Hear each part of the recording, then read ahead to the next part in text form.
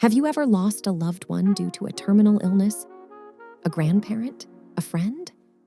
If you have, it must have been very difficult and very painful. They're gone, and there's nothing you can do to bring them back, and it makes you wonder, is this it? Where do their souls go? Will you ever see them again in the afterlife? Seeing a glimmer of hope would be worth it, wouldn't it? Is there a glimmer of hope that maybe this isn't the end of the story? That there is something out there that science has not been able to detect? Matter of fact, there have been various reports and testimonials throughout medical history that this has happened before.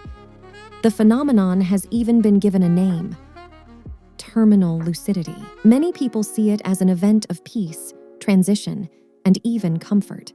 Despite the fact that the official title sounds like it describes a final destination, like a nightmare to simply describe, it's that short amount of time a terminally ill, previously suffering individual is suddenly lively and healthy, as if they're cured, only for them to pass on shortly thereafter, with shortly meaning minutes to hours. It's as if the person found a time machine to go back well before their illness and reloaded from a save point like a video game character. The patient's reactions in the reported cases were not recognized by fear, but rather by acceptance and warmth.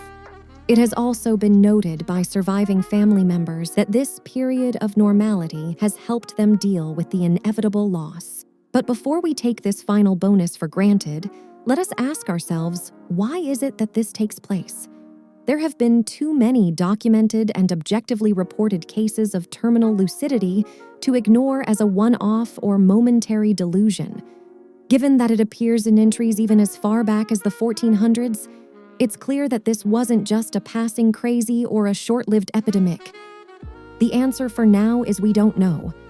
One thing we do know about this phenomenon is that it most commonly occurs in people with neurological or psychiatric disorders, like schizophrenia or Alzheimer's disease, and the period of sudden health can appear to be a miracle. This has manifested itself in a variety of ways, from a previously unresponsive memory, blank mother suddenly having cognizant, coherent conversations with her daughter, to a nearly non-verbal, non-self-sufficient, mentally disabled boy singing and reciting scripture one day. In both cases, the patient died after a few minutes, regardless of their level of lucidity.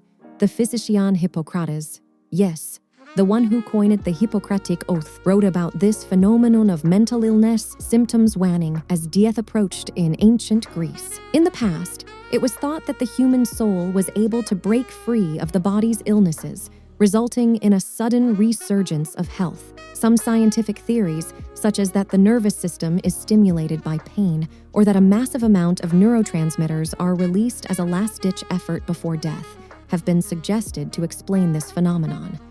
In the absence of concrete evidence, these are merely educated guesses. The mysteries surrounding the cause of this last gasp of life continue to fascinate, fueled by the fact that there is currently no concrete answer. Some interpret it as a final attempt by the ill person's soul to communicate with loved ones and bid them farewell, which assumes the existence of a real and indefinite human soul. One could argue that this serves as irrefutable evidence that we are loved and that the end isn't really the end.